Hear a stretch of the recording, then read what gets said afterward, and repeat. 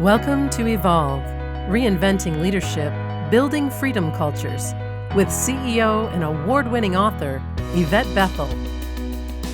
This podcast is dedicated to providing leaders with solutions to build trust, inspire authentic transformation, and improve engagement.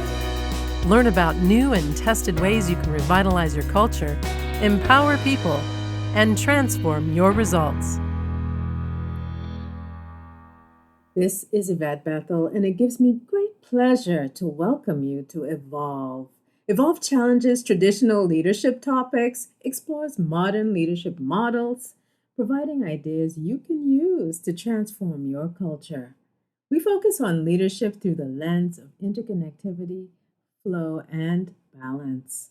We explore ideas that translate into practical applications for contemporary organizational challenges. In this episode of Evolve, we will explore emerging school leadership and management trends. And to explore this topic with us is educator, author, advocate, and social and emotional learning expert, Cherilyn Leet. Cherilyn's passion is the design of curriculum, assessments, and training about emotional intelligence.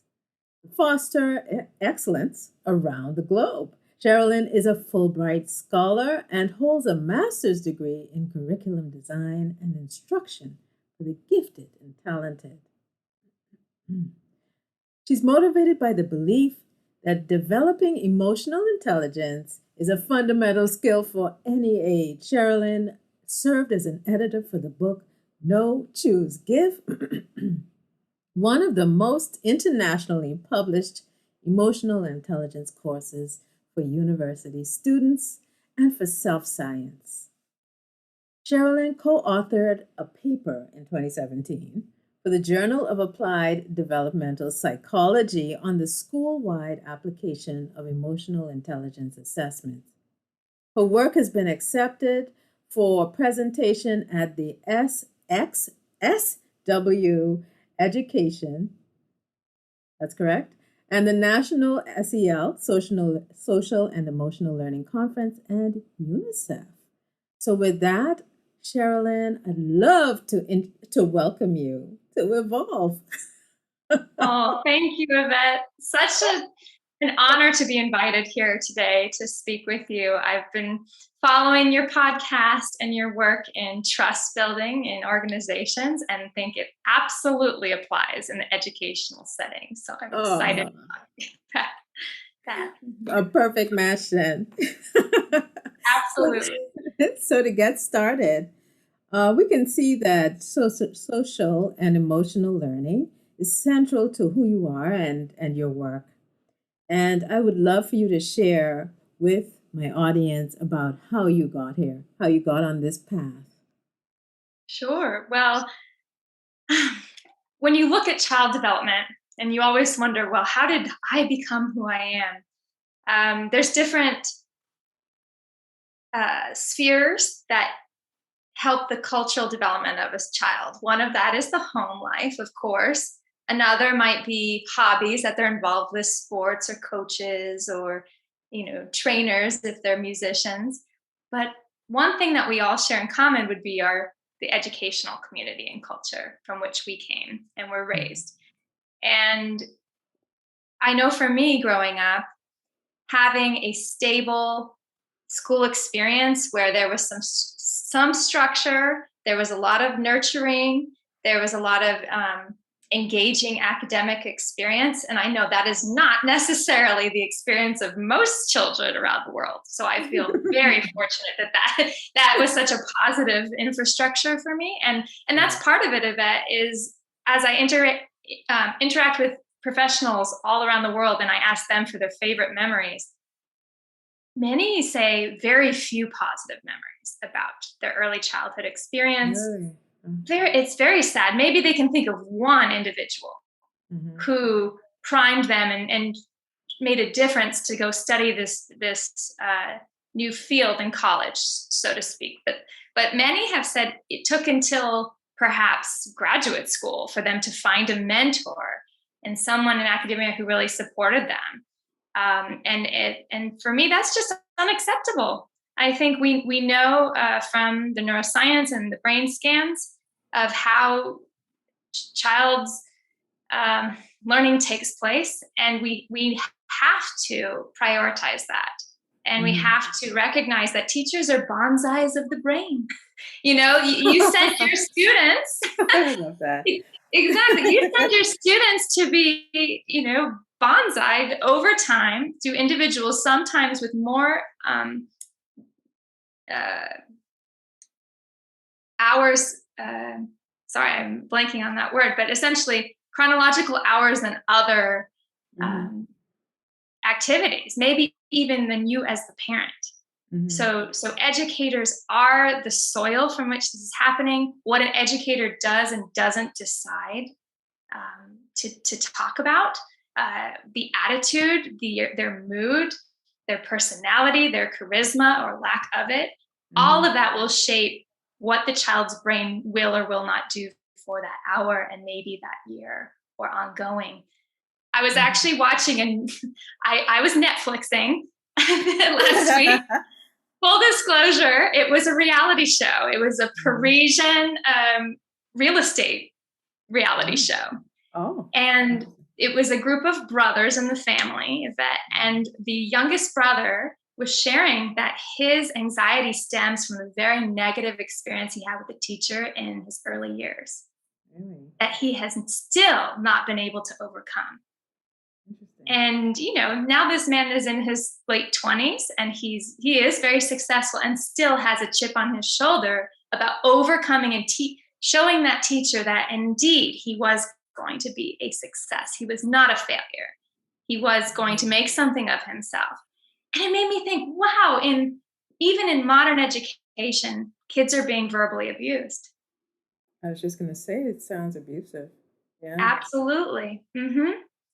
And even in certain parts of the United States, corporal punishment is still allowed within the school system, which we know spanking and corporal punishment actually decreases IQ over time. That's what the researchers found. So there's a lot of change that needs to happen in that. Interesting. In my country, corporal punishment is quite accepted. Although I don't know if it's happening in the school system as much, but anyway, I digress. I'm curious. I think the audience may be a little bit curious about what is social and emotional learning. Can you share with us a little bit about that? Absolutely. So this big field of social emotional learning is what people used to call the soft skills development. And now anyone in this area now knows those are equally hard and fast skills as maybe mathematics or scientific knowledge. Social emotional learning, as I see it and define it, is it's the process of an individual and collective increase in emotional intelligence skills for personal. So it's this idea that you can strategically track students' progress in these interpersonal and intrapersonal arenas, and observe and nurture and grow these skills just as you would reading, for example. And just like reading, it is a lifelong pursuit. You cannot just take one 20-minute class on reading and say, okay, we mastered that standard and skill, moving on to something else, which is what people think they can do with social emotional learning. That's true. You are on the inside of the academic system at a time of unprecedented everything. And from your perspective, what are the emerging leadership trends? What's happening? Well, change leadership is the signaling phrase for today. I would say there are a lot of topics, especially in the education section, but for change readiness. Could you say that again? There was a bit of a glitch. Oh, sure. Lead not for perfection, but Mm, for change readiness mhm, and change action. So there's a tension between among systems of performance and process. And often, especially in academics and in the K 12 school systems, we think that we can track that progress and performance down to the most finite standardized question. And the reality is, in such an evolving marketplace with technology abounding and the focus on 21st century skills for collaboration and communication and cross cultural experiences, just like what we're having right now, if at this type of exchange, this is the future. In my mm, role at 6 Seconds, I work almost every Zoom call is with someone from a different culture and society with a different background and identity. mhm, And I'm collaborating with those individuals from the morning I get up to the evening, and each day is different and the dynamics are different. There's um, so much context to take into account, and of course there's deadlines to be met in the same breath. So there's this give and take of these relational skills that have become, that I've seen just in the last 10 years of my career, shift to the forefront. And if mhm. we're preparing children for the jobs of tomorrow, you know, we absolutely need to focus on the social emotional skill building for for their success. Mhm. Something you said just now caused me to think because you talked about performance and process. And, I don't work in the education system as much. I do have some clients, but I do a lot of work in other types of organizations. Now, what I see is when they focus on performance and process, they take their eye off the people side of it, the social side of the interaction. Um, what is being done now that we're even more, I guess, separated by the remote learning? What's being done to bring that social part together, not just through teaching the students how to do it, but really integrating it into the design of how you work remotely? Oh, fabulous question. I completely agree with you that even within process and product is our people, the human element in both that makes it all worth it. And that's why educators like me are in this field, because of the passion and the belief that um, these children are our future, and Hmm. that the exposure to these skills building should be a human right. um, I've seen some very creative, the human component, and try to humanize something like Zoom. I know that you and we've met once in person, but the rest of our relationship development has been online through these Zoom experiences. That's right. And so I would say, okay, let's think of what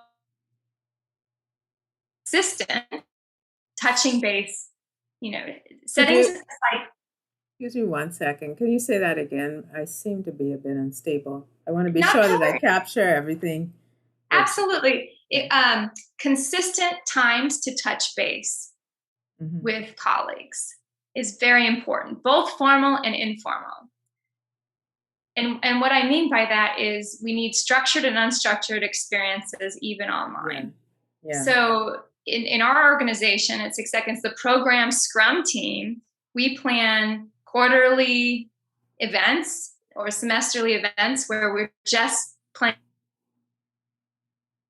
about what's due on Friday. We're not talking about, you know, any other stressors at the moment. We're just, the goal is to laugh, reunite, re-engage, and sometimes with remote learning and remote work wane, your why becomes diluted. Okay. Let me just pause.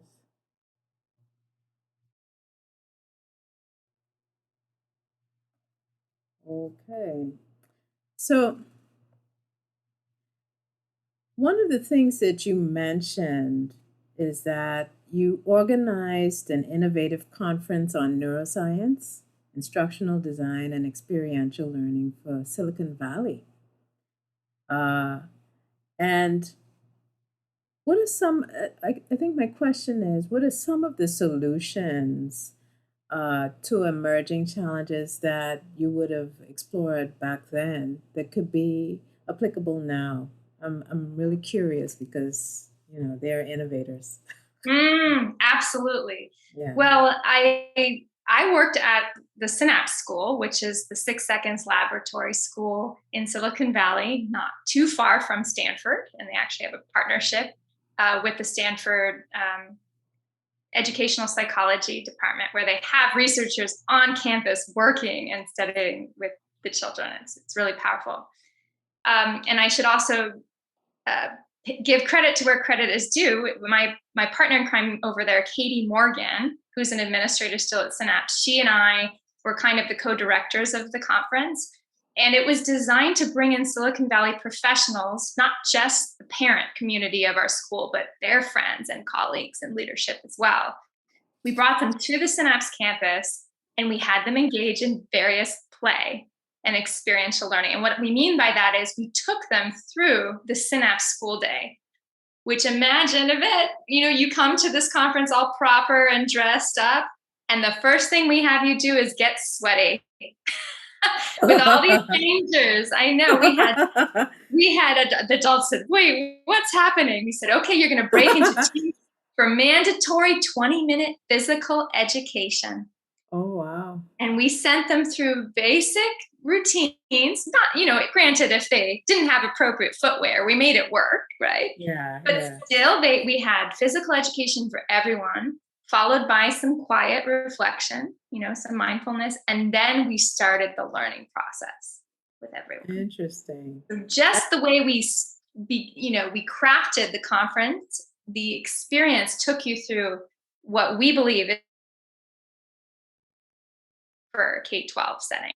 And that absolutely applies to whether you're hosting corporate meetings and retreats or other things. So giving them, I've had, my husband and I have been to tech conferences where the first 2 hours you were encouraged to go either bike ride, go on a hike, or do something else. Because not only are you networking, but you're priming your brain for deeper learning. If you want someone to remember something and you just need to read John Medina if you have any questions about brain-based learning.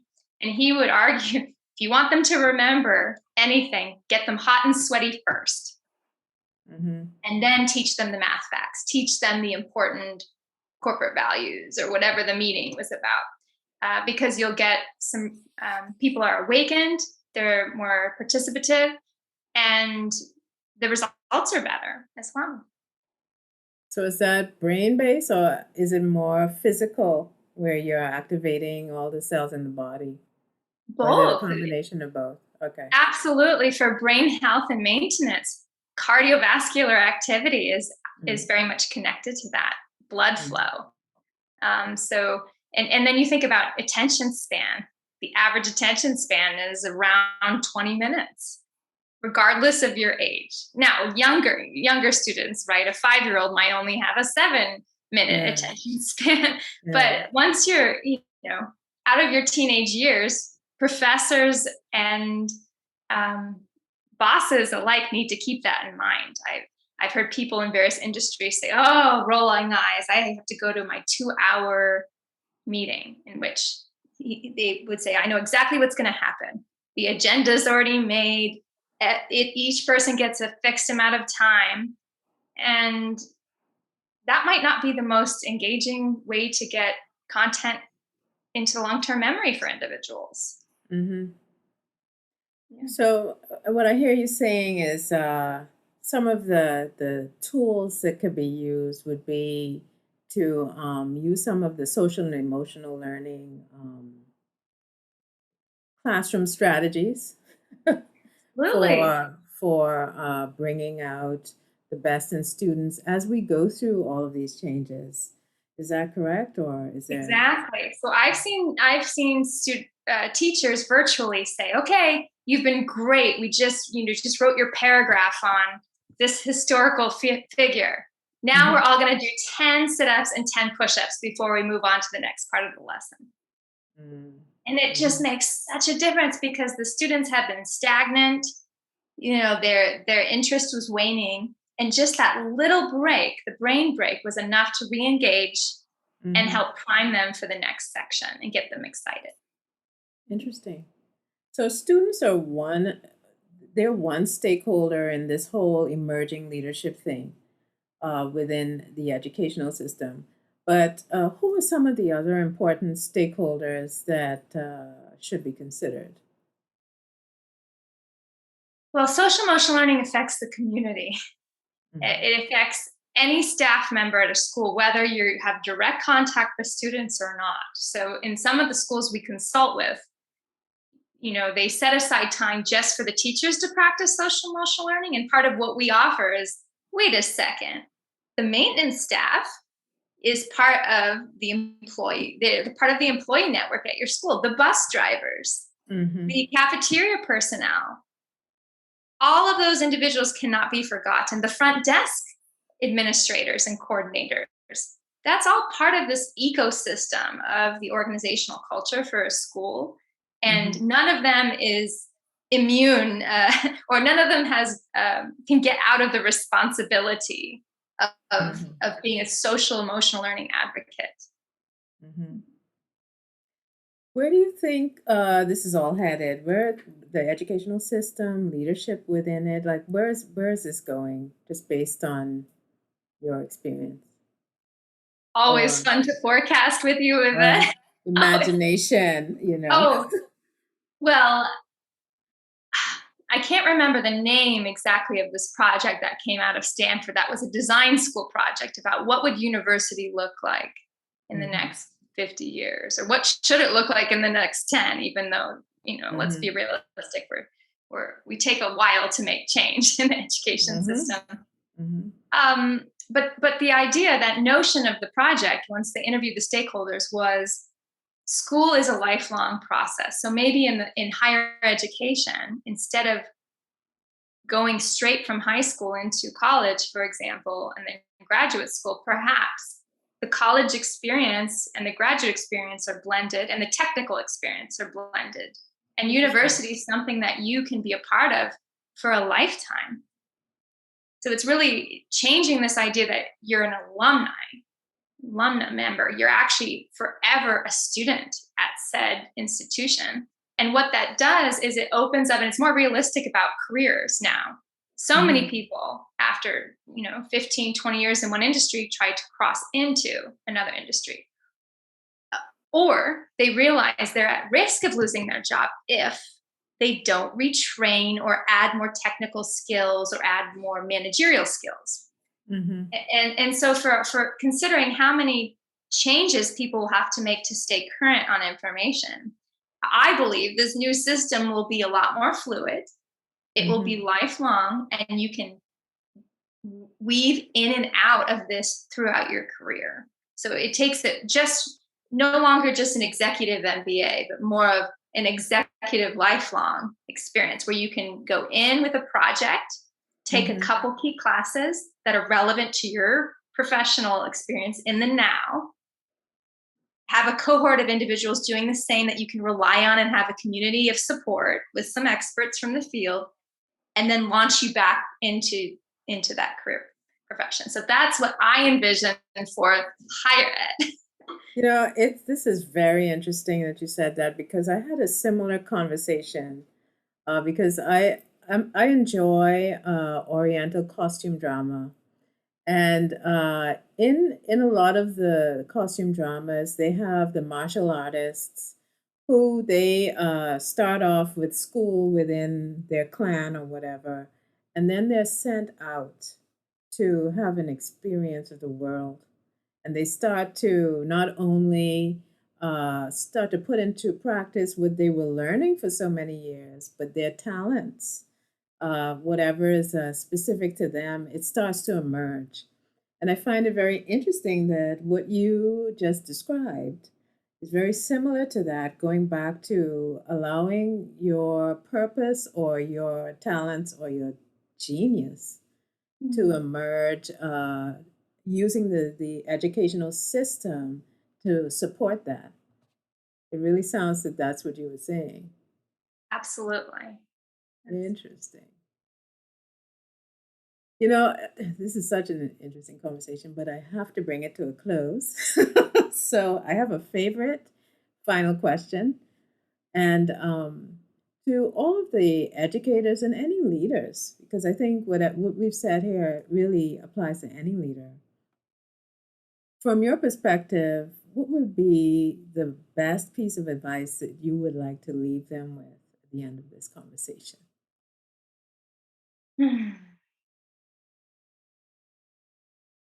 I think, especially in times of uncertainty, and when we're talking about emerging leadership in schools, where at that level you are prone to decision fatigue just from the number of issues that you're presented with a day to solve.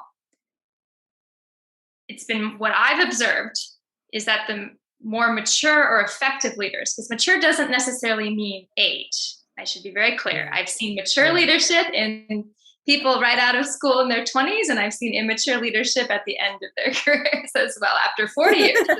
Yeah. Yeah. I would say that those effective leaders really have a criteria for decision making that weaves their values, their Mhm. own personal values, and the organization's values together. Yes. And that has really helped them from prohibited them from this decision fatigue and supported them and buoyed them, especially in times of crisis. So that would be, if I Mhm. could send them off with one piece of advice, that would be consider your criteria, write them down, and share them with your staff. Mhm. Powerful. With that, love to thank you, Sherilyn, for engaging my audience. And can you tell us where we can learn more about you, or if someone wants to contact you, which website they can go to? Absolutely. Well, if you could read more about me and what I do at 6 Seconds at 6seconds.org, which is the number 6seconds.org. My email is Cherilyn, Cherilyn, at 6seconds.org. So the number Mhm. 6seconds.org. And you can also find me on LinkedIn under Cherilyn Leet. And I'm located in Phoenix, Arizona. So that's the And Cherilyn that's Leet. Sherilyn with a C, not an S. Yes. Thank you. All right. So this has been Yvette Bethel and Sherilyn Leet. Thank you for taking the time to join us at Evolve, Reinventing Leadership, Building Freedom Cultures. And you can contact me through my website, ifbnetwork.co, where we are an ecosystem of vibrant leaders who are challenging the leadership paradigm. With that, I'd love to say thank you, and until next time. Thanks for listening to Evolve, Reinventing Leadership, Building Freedom Cultures. Join our vibrant network of leaders who are challenging the leadership paradigm in an innovative learning and impact network. Check out our webpage at ifbnetwork.co to learn more about and join our exciting ecosystem of high-performing leaders.